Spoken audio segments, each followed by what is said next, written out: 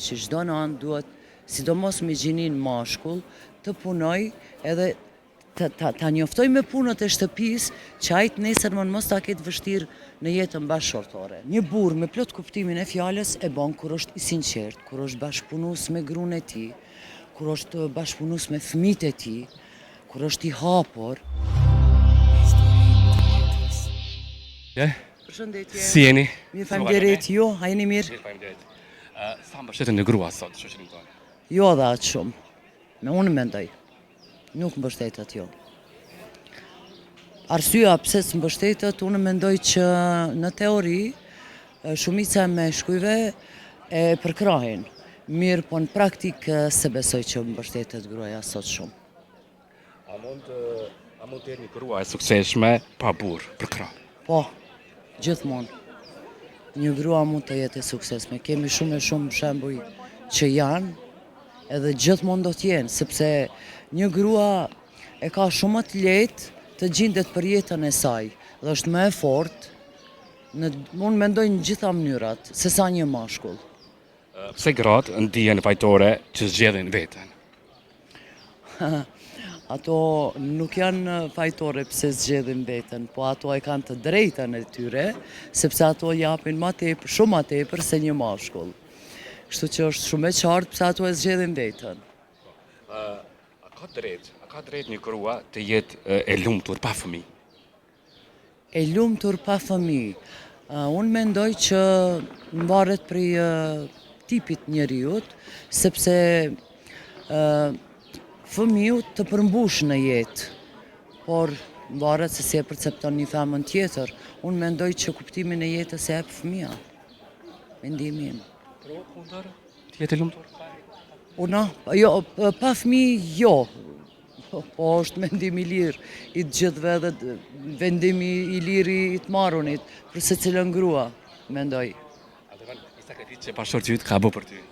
Sakrificë, po gjithmonë ka sakrifiku për mua. Jeta pa bashkëshort s'kishte me qenë edhe bashkështu e lumtur, edhe e përmbushur. Cila është një sakrificë më e madhe që ka bërë? Po jo gjithçka me kusht dhe me çdo çmim. S'do të thotë që duhet gjithsesi të jetë. Mirë është, mirë, po jo me çdo çmim. Ishte shumë e këndshme, sot sa po përkrohet përgjegjësia një femër? Jo shumë. Jo shumë, nuk po përkrahet shumë. Sepse mungon ajo kultura, edukata familjare të shumë mashkuj, sepse një njeri kur nuk di të marrë, nuk di edhe t'jap. Mendoj unë ashtu, kështu që shumë do të thotë edukata në familje, sa punojnë nënat posaçërisht me fëmijët mashkuj. A do të thotë shumë gra, kemi gra në vendin rurale, sidomos që janë robë të burrave hala? Po, ka.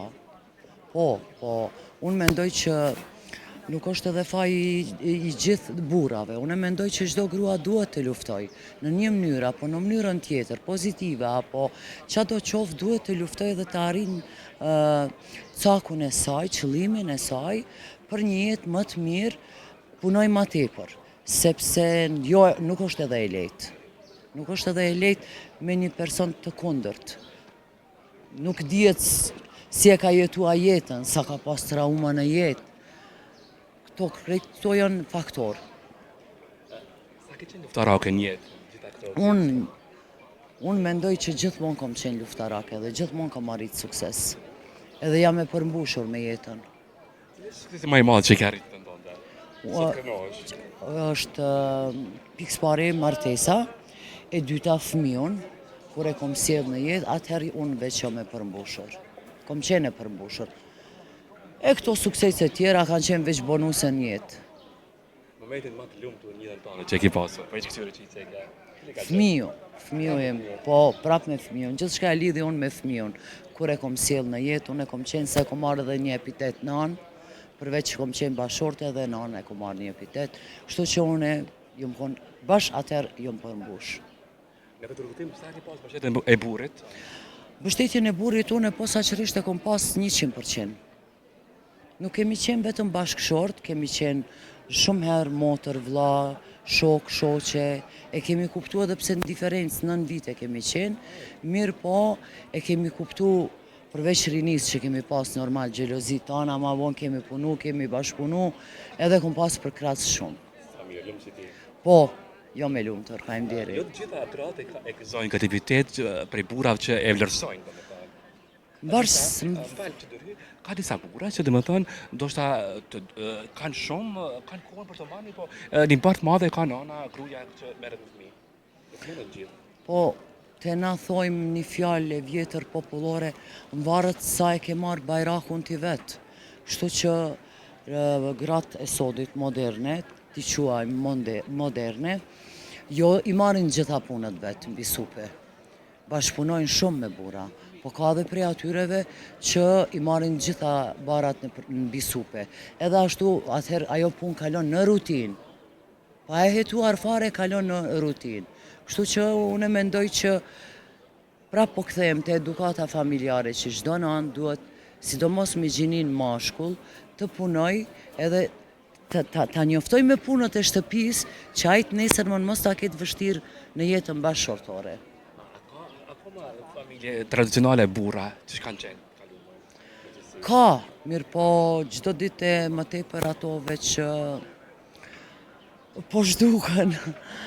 Arsyeja nuk e di, a nuk po mund të qëndroj në këtë me majt një mandat më të gjatë, nuk pe lejon gjinia femër, çka është në pyetje nuk e di, po jo, shumë pak ka.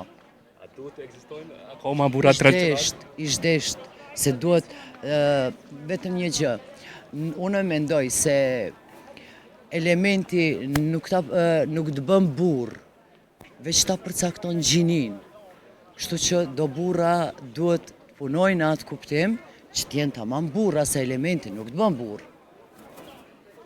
Çfarë bën një burr tamam burr me plot kuptimin e fjalës? Një burr me plot kuptimin e fjalës e bën kur është i sinqert, kur është bashkëpunues me gruan e tij, kur është bashkëpunues me fëmijët e tij, kur është i hapur, edhe unë mendoj që ai burr është burr, jo të përdor dhunë, se me dhunë nuk zgjidhen problemet. Pas një grua të suksesshme, kush shihet? Burri, gjithsesi që burri, pas një grua të suksesshme. Po edhe pas një burri të suksesshëm është gruaja, unë mendoj. Bisedë shumë e këndshme. Rrallë herë kam në gjuhë bisedë kaq të mirë për një grua kaq të zonja. Po t'jap shumë fjalë të mira kështu, drejt për drejt. Faleminderit. Po të thonë për mbyll bisedën me një mesazh për gjitha gratë që ndoshta do të shërbej për jetë dhe do t'i përgatit me një fjalë për teje. Unë mesazh për gratë ishte. Unë mendoj që gjitha gratë duhet të luftojnë për jetën, jo të marrin vendime kur ato janë në një pozitë jo të lakmueshme me nervoza apo diçka tjetër, sepse vendimet nuk mirën ashtu, t'i shtjellojnë dhe të mos marrin vendime të shpejta masnej t'i bien pishman për ato vendime, sepse jeta është e gjatë dhe është e bukur. Din me qenë me sakrifica, pa sakrifica, mirë po të luftojnë, mos marrin vendime. Dashur, ju përshëndes shumë. Faleminderit, gjithashtu. Respekte Miru shumë. pafshi. Faleminderit shumë për kohën. Faleminderit shumë, faleminderit.